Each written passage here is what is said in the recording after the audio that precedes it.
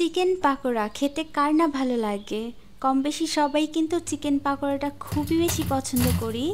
আর সেইটা যদি হয় ঝটপট 10 মিনিটে, তাহলে কিন্তু কোনো কথাই হয় না। এইরকম একদম মুচমুচে চিকেন পাকোড়াটা বানানোর জন্য ভিডিওটা লাস্ট পর্যন্ত অবশ্যই দেখবেন। আমি এখানে 2টা চিকেন ব্রেস্টের যে মাংসগুলো হয় সেগুলো নিয়ে নিয়েছি, কিউব করে কেটে নিয়েছি।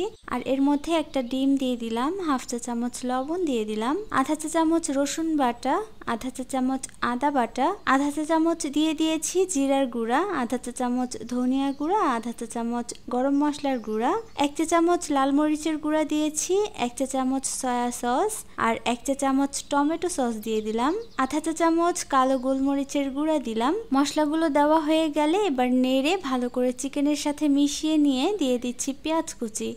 আপনি চাইলে এভাবে কিন্তু এটা ম্যারিনেট করে রাখতে পারেন, তবে আমি আজকে ম্যারিনেট করছি না। পেঁয়াজ কুচি দিয়েছি 2টা, কয়েকটা কাঁচামরিচ কুচি দিয়েছি আর ধনিয়া পাতা দিয়ে দিলাম। দিয়ে দিচ্ছি আধা কাপ পরিমাণ কর্নফ্লাওয়ার আর আধা কাপ পরিমাণ বেসন। এগুলো দেওয়া হয়ে গেলে এবার ভালো করে চিকেনের সাথে একটু এগুলো মিশিয়ে নেব। এই যে দেখুন, এরকম একটু নরম করে মিশাতে হবে। যদি এরকম নরম না হয়, চিকেনের গায়ে আপনার যদি পানি না থাকে, তাহলে আপনি হালকা একটু পানি দিয়ে চিকেনটাকে এভাবে মাখিয়ে নিতে পারেন। এবার গরম তেলে চিকেনগুলো একটা একটা করে ছেড়ে দিব আর ভেজে নেব।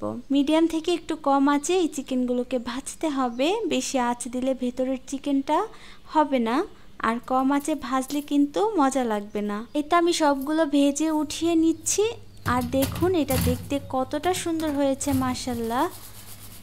এটা দেখতে যেমন সুন্দর হয়েছে, এই পাকোড়াটা খেতে কিন্তু দারুণ লাগে।